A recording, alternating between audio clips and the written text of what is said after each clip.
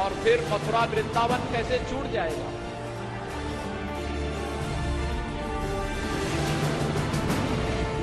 कान्हा की नगरी, कृष्ण का नाम, ब्रिज की गलियां, गोपाल का धाम, तो क्या इसी धरती से यूपी में सियासी लीला की तैयारी है? अयोध्या काशी के बाद क्या अब मथुरा की बारी है? चर्चाएं जोर हैं और इस बार चुनाव से पहले मथुरा के नाम पर शोर है।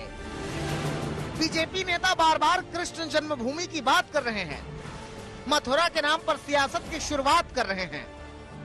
हमने कहा था अयोध्या में प्रभु राम का भव्य मंदिर निर्माण का कार्य प्रारंभ कराएंगे। मोदी जी ने कार्य प्रारंभ करा दिया है ना, खुश हैं? अयोध्या में राम मंदिर बनने से खुश हैं सभी लोग। और अभी काशी में भगवान विश्वनाथ का धाम भी भव्य रूप से बन रहा है, आपने देख लिया ना।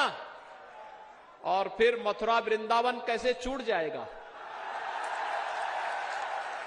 वहां पर भी काम भव्यता के साथ आगे बढ़ चुका है।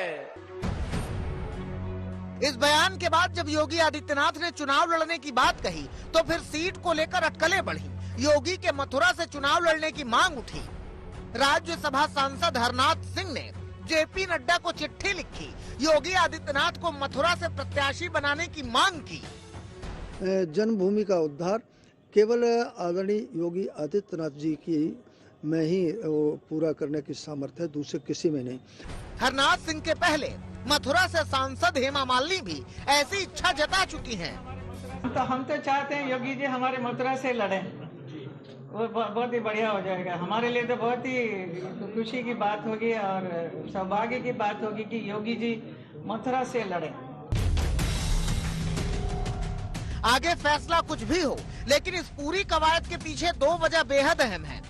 पहला, मथुरा के बहाने बीजेपी अपने हिंदुत्ववादी एजेंडे को आगे बढ़ाना चाहती है, और दूसरा, मथुरा को केंद्र बनाकर पश्चिमी यूपी में पार्टी के नुकसान को कम करना चाहती है। क्योंकि पिछले चुनाव में बीजेपी ने पश्चिमी यूपी की 110 सीटों में से 88 सीटों पर जीत हासिल की थी, और पश्चिमी यूपी के दम पर उत्तर प्रदेश में 15 साल से चले आ रहे सत्ता के वनवास को खत्म किया था। लेकिन इस बार किसान आंदोलन के बाद से बीजेपी को पश्चिमी यूपी में सीटें गंवाने का डर है। यही वजह है कि मथुरा पर पार्टी की नजर है। मुख्यमंत्री योगी आदित्यनाथ को भी इस बार मथुरा की सियासी अहमियत का अंदाजा है। बीते साल योगी आदित्यनाथ ने 6 बार मथुरा का दौरा किया और हर रैली में मथुरा के विकास का जिक्र किया।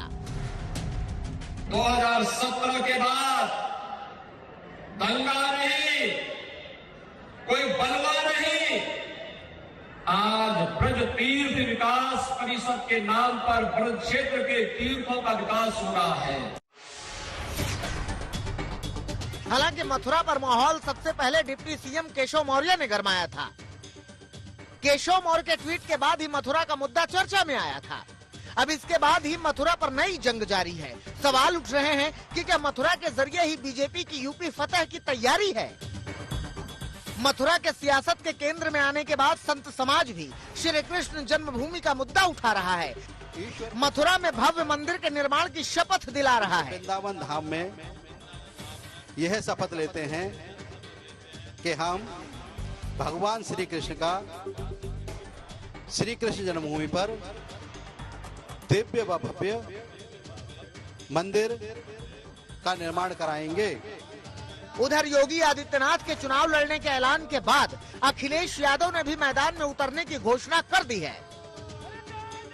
अखिलेश यादव भी चुनाव लड़ेंगे, 2022 के चुनाव में खुद लड़ेंगे। मैं कितने चुनाव लड़ चुका हूँ, बड़े चुनाव लड़े हैं, और समाजवादी पार्टी तय करेगी और हमारे लोग तय करेंगे तो चुनाव लड़ेंगे।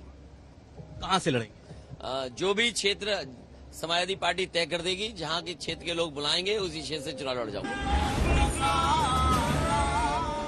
ऐसे में ये चुनावी लड़ाई इसलिए भी दिलचस्प होगी क्योंकि साल 2007 से यूपी में जो भी सीएम बना उसने विधानसभा का चुनाव नहीं लड़ा है।